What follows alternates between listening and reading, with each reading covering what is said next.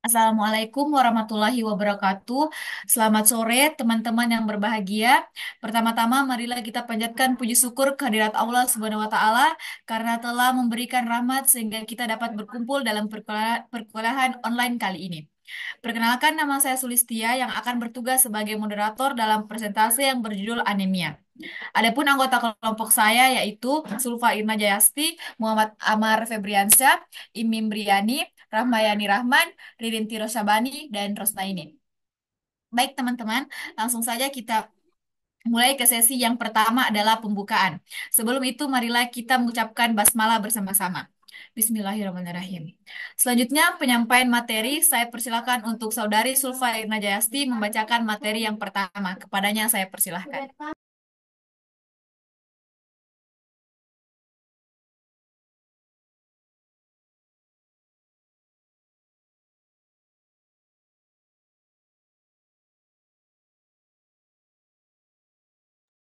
Baik, terima kasih kepada moderator. Nah, di sini definisi anemia. Menurut WHO, anemia merupakan suatu kondisi di mana konsentrasi hemoglobin atau jumlah sel darah merah di bawah normal. Sedangkan definisi anemia gizi adalah keadaan di mana kadar hemoglobin, hematokrit, dan jumlah sel darah merah yang lebih rendah dari normal. Anemia adalah menurunnya massa eritrosit yang menyebabkan ketidakmampuannya untuk memenuhi kebutuhan oksigen ke jaringan perifer. Secara klinis, anemia dapat diukur dengan penurunan kadar hemoglobin, hematokrit, atau hitung eritrosit. Namun yang paling sering digunakan adalah pengujian kadar hemoglobin. Anemia disebabkan oleh berbagai faktor termasuk kekurangan zat besi, vitamin B12, asam folat, atau kondisi kronis tertentu yang mengganggu produksi eritrosit. Gejala anemia bervariasi tergantung pada tingkat keparahannya, tetapi umumnya mencakup kepada kelelahan, pucat, sesak nafas, pusing, dan penurunan daya konsentrasi. Pencegahan dan pengobatan anemia memerlukan pendekatan holistik, seperti peningkatan asupan makan yang bergizi, suplementasi mikronutrien, kemudian serta pengobatan terhadap penyakit yang mendasarinya. Di berbagai negara, anemia merupakan masalah kesehatan masyarakat yang signifikan, terutama di kalangan wanita, wanita usia subur, ibu hamil, dan anak-anak. Mungkin cukup sekian dari saya kembalikan kepada moderator.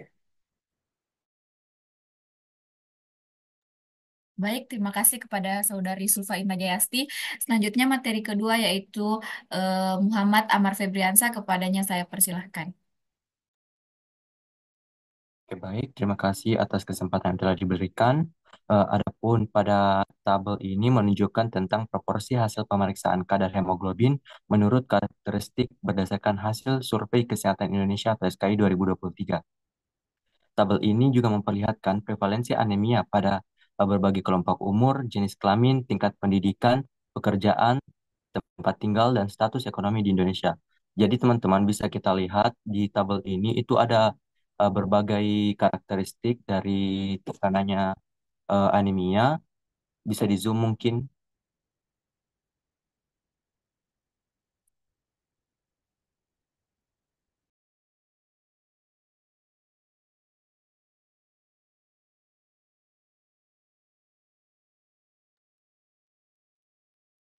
untuk prevalensinya mungkin bisa di zoom.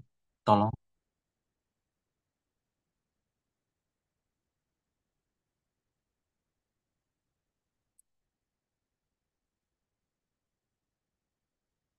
Oke, kalau tidak bisa tidak apa-apa.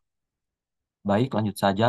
Teman-teman bisa melihat nanti di di kasus SKI yang ada di kasus SKI tahun 2023, di mana pada tabel ini menunjukkan berbagai karakteristik yang terkena anemia, di mana karakteristik pertama itu terdapat kelompok umur, di mana pada kelompok umur ini lebih didominasi prevalensi anemia pada umur 75 tahun ke atas sebanyak 63,2%. Kemudian disusul oleh kelompok umur 0 sampai 4 tahun yaitu sebanyak 23,8%. Kemudian dilanjut oleh karakteristik yang kedua yaitu jenis kelamin, dan tentu saja anemia ini lebih cenderung terkena oleh perempuan yaitu sebanyak 18,0%. Kemudian dari karakteristik tingkat pendidikan yaitu lebih didominasi oleh yang belum atau yang tidak pernah sekolah, kemudian disusul oleh tamatan D1, D2, D3, dan PT. Kemudian untuk karakteristik pekerjaan itu lebih didominasi oleh yang tidak bekerja, kemudian disusul oleh nelayan, kemudian disusul oleh petani dan buruh tani atau buruh tani. Kemudian untuk karakteristik tempat tinggalnya itu lebih didominasi oleh pedesaan yaitu sebanyak 16,9%, kemudian disusul oleh perkotaan yaitu 15,6%. Kemudian karakteristik yang terakhir yaitu status ekonomi di mana anemia ini lebih didominasi oleh kalangan, mohon maaf, yang terbawah yaitu sebanyak 17,9% dan disusul oleh menengah ke bawah yaitu sebanyak 16,6%. Jadi bisa kita simpulkan bahwa proporsi hasil pemeriksaan kadar hemoglobin menurut karakteristik SKI 2023 yaitu di Indonesia sendiri sebanyak 16,2%. Mungkin hanya itu yang bisa saya sampaikan. Saya kembalikan ke moderator. Terima kasih. Baik, terima kasih kepada Saudara Muhammad Amar Febriansa. Selanjutnya pemateri ketiga yaitu Saudari Imi Briani, kepadanya saya persilahkan.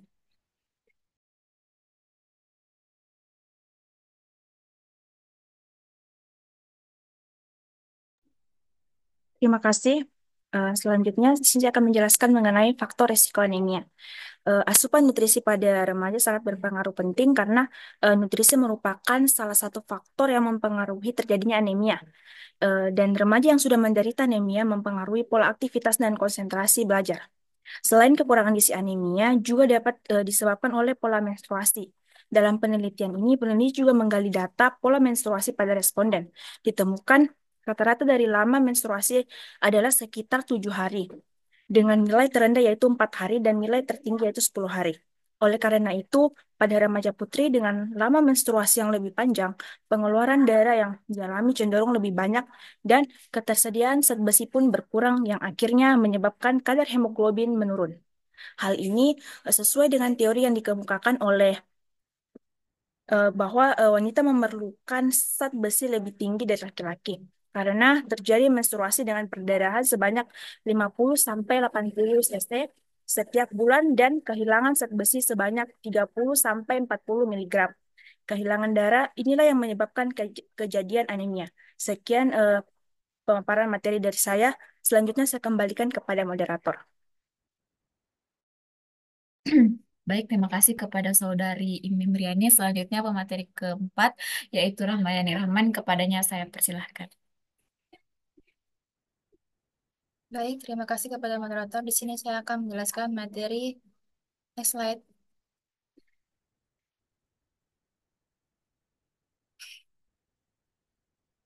Yaitu etologi dan patofisiologi anemia. Etologi anemia dapat bermacam-macam. Defisiensi nutrisi seperti zat besi dan asam folat merupakan sepertiga dari penyebab anemia. Sepertiga enam yang lainnya adalah penyakit kronis seperti infeksi virus HIV dan investasi parasit, dan sepertiga lainnya disebabkan oleh aneka penyebab seperti proses inflamasi dan kelainan sel darah merah bawaan seperti thalassemia menurut Panjang Tele Ensasaikia dari 2018. Sekian dari saya kembalikan ke moderator. Baik, itu tadi. Baik, terima kasih kepada Rahmayani Rahman.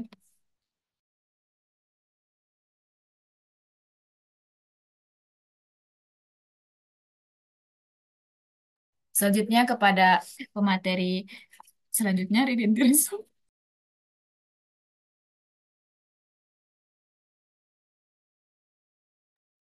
Kepada Ridin Tirso Bani, saya persilahkan.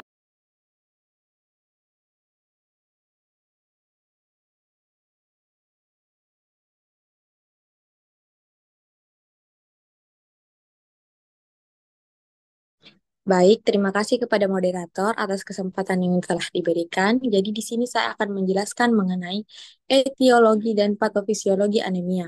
Gejala umum anemia, sindroma anemia atau anemic syndrome adalah gejala yang timbul pada setiap kasus anemia. Apapun penyebabnya, apabila kadar hemoglobin turun di bawah angka tertentu, gejala umum anemia ini timbul karena anoksia organ target mekanisme kompensasi tubuh terhadap berkurangnya daya angkut oksigen. Gejala umum anemia menjadi jelas. Anemia simptomatik apabila kadar hemoglobin telah turun di bawah 7 gram. Berat ringannya gejala umum anemia tergantung pada derajat penurunan hemoglobin. Yang kedua, kecepatan penurunan hemoglobin. Yang ketiga, usia. Dan selanjutnya adanya kelainan jantung atau paru. Sebelumnya gejala anemia dapat digolongkan menjadi 3 jenis gejala. Next. Adapun pencegahan dan pengendalian anemia melalui infeksi mikroorganisme patogen adalah perbaikan sarana dan prasarana higien sanitasi serta pendidikan kesehatan untuk meningkatkan perilaku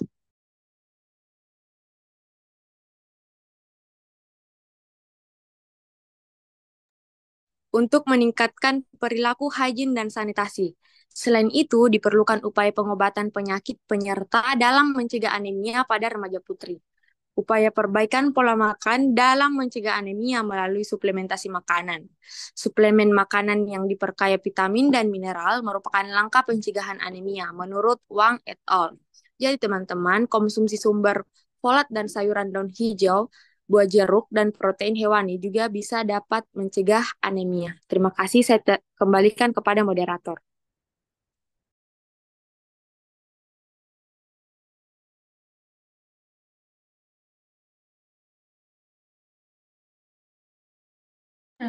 Baik.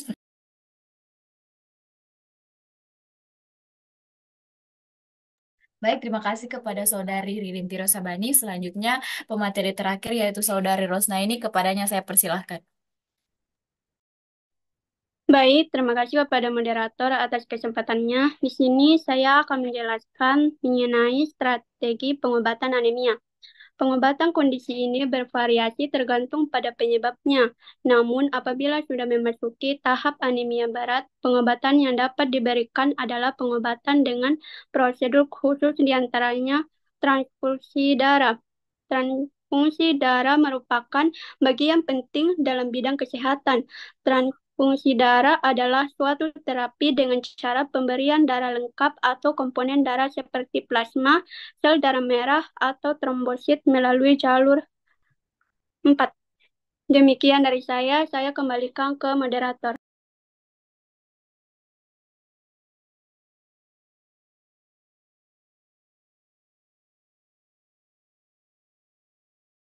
Baik, itulah tadi pemaparan materi dari kelompok kami.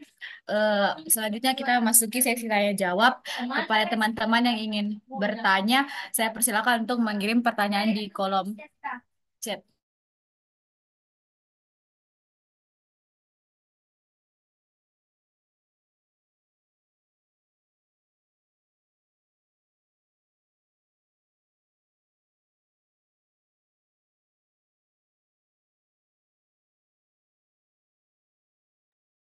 Baik, selanjutnya akan dilempar ke kelas E. Untuk kelas E, moderatornya dipersilahkan.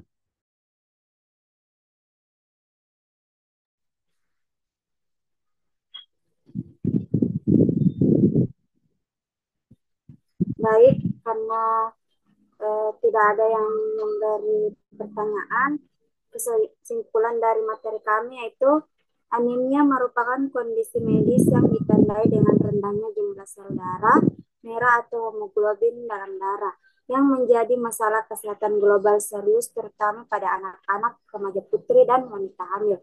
Dengan prevalensi mencapai 30-40%, kondisi ini dapat disebabkan oleh berbagai faktor seperti kehilangan sel darah merah karena pendarahan, penurunan produksi, atau peningkatan destruksi sel darah merah yang dipengaruhi oleh faktor gizi, psikologis, medis, genetik, lingkungan, dan sosial ekonomi. Dampak anemia sangat luas, mulai dari gangguan kesehatan fisik, penurunan kinerja pencegah, dan penanganan kompresif melalui optimalisasi asupan gizi, terutama zat besi, asam folat, vitamin B12, dan vitamin C. Edukasi gizi masyarakat, peningkatan sanitasi dan higien, serta penerapan sistem deteksi dini untuk penanganan lebih efektif. Mungkin cukup sekian dari kelompok kami. Assalamualaikum warahmatullahi wabarakatuh. Saya serahkan kepada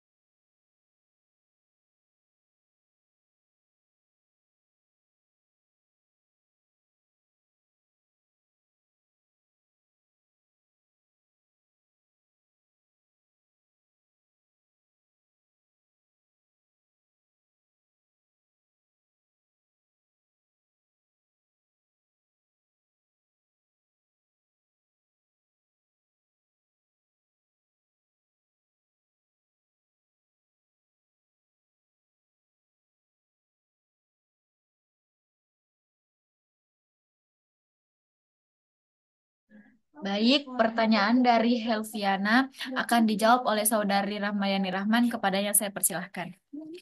Baik, terima kasih kepada moderator. Di sini saya akan menjawab pertanyaan dari Helviana, yaitu apa dampak anemia terhadap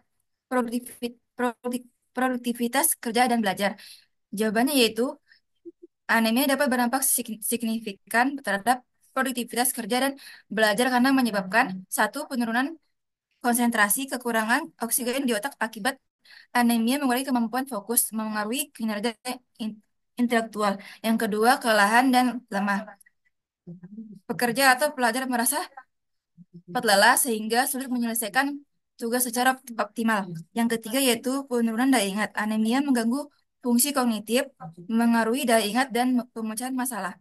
Yang keempat, produktivitas menurun, energi yang rendah mengurangi defisiensi kerja atau kemampuan belajar. Yang kelima, risiko absensi, kelelahan kronis atau komplikasi kesehatan meningkatkan ketidakhadiran. Itu saja dari saya kembali ke moderator. Baik, terima kasih kepada Rahmayani Rahman. Apakah Saudara Helviana sudah menerima? Ya, makasih. Ya, makasih.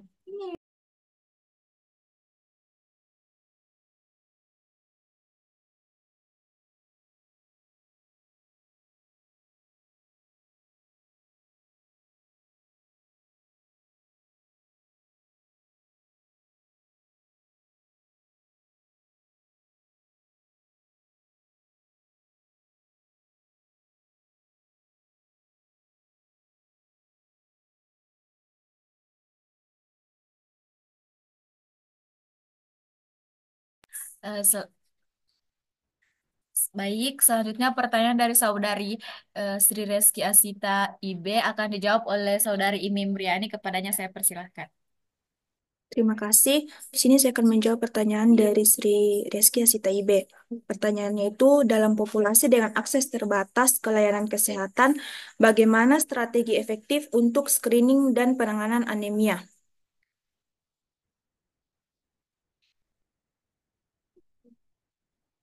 Di sini anemia dapat disebabkan oleh berbagai faktor, termasuk kekurangan zat besi, vitamin B12, asam, asam folat, atau kondisi kronis tertentu yang mengganggu produksi eritrosit. Gejala anemia bervariasi tergantung pada tingkat keparahannya, tetapi umumnya mencakup kelelahan, pucat, sesak nafas, pusing, dan penurunan daya konsentrasi. Pencegahan dan pengobatan anemia memerlukan pendekatan holistik, seperti peningkatan asupan makanan bergizi, suplementasi mikronutrien, serta pengobatan terhadap penyakit yang mendasarinya.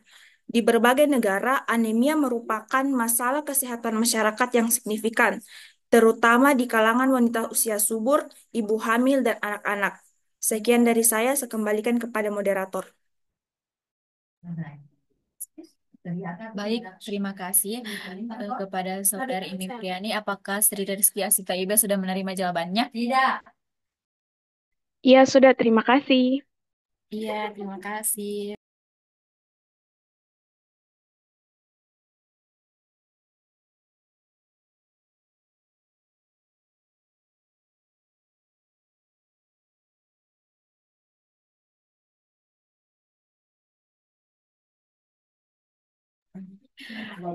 Baik, itulah tadi pemaparan materi dari kelompok kami. Adapun kesimpulan yang dapat ditarik, yaitu menurut WHO, anemia adalah kondisi di mana konsentrasi hemoglobin atau jumlah sel darah merah di bawah normal, sehingga tubuh kesulitan mengangkut oksigen ke jaringan.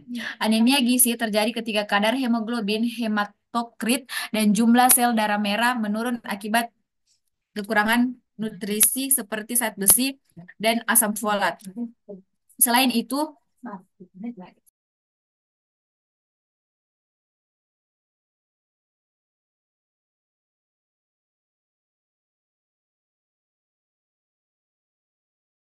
ya.